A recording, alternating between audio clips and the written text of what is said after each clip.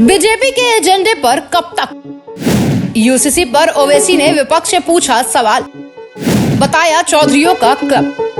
नमस्कार दोस्तों, मैं प्राणी श्रीवास्तव आप सभी का स्वागत करती हूँ ट्रिगर न्यूज पर। समान नागरिक संहिता लागू करने को लेकर देश में बहस तेज हो गई है। यूसीसी को लेकर एआईएमआईएम के नेता असदुद्दीन ओवैसी केंद्र की मोदी सरकार और बीजेपी पर लगातार हमलावर रुख अपनाए हुए हैं। अब ओवैसी ने यूसीसी पर विपक्षी दलों को भी घेरा है। उन्होंने कहा विपक्षी पार्टियों को खुद में और बीजेपी में फर्क दिखाना होगा। असदुद्दीन ओवैसी ने समाचार एजेंसी एएनआई से कहा, हमारी पार्टी यूसीसी का विरोध करेगी। यूसीसी के नाम पर बहुसंख्यक के मत को हमारे ऊपर थोपा जा रहा है। विपक्षी पार्टियों को लेकर उन्होंने कहा, अगर आप बीजेपी को हराना चाहते हैं तो आपको फर्क दिखाना होगा। क्या बीजेपी जो एजेंडा सेट करेंगे उसी पर आप चलेंगे? ओवैसी ने विपक्षी पार्टियों पर निशाना साधते हुए कहा कि वो बड़े बड़े चौधरियों का क्लब है, उसमें ओवैसी जैसे अछूत का तो साया भी नहीं पड़ सकता। हम भी बीजेपी को हराना चाह रहे हैं। हम चाह रहे हैं कि 2024 में नरेंद्र मोदी फिर से प्रधानमंत्री ना बने।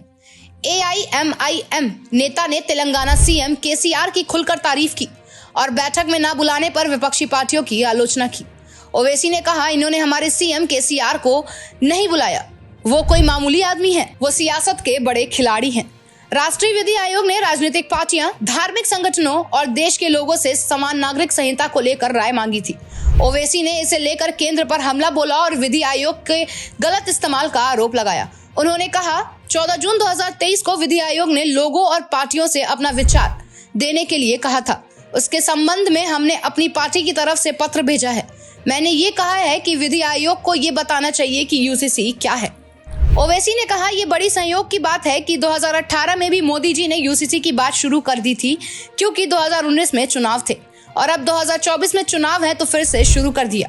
ये बड़े अफसोस की बात है कि बसपा विधि आयोग का इस्तेमाल कर रही है। Bureau report trigger news.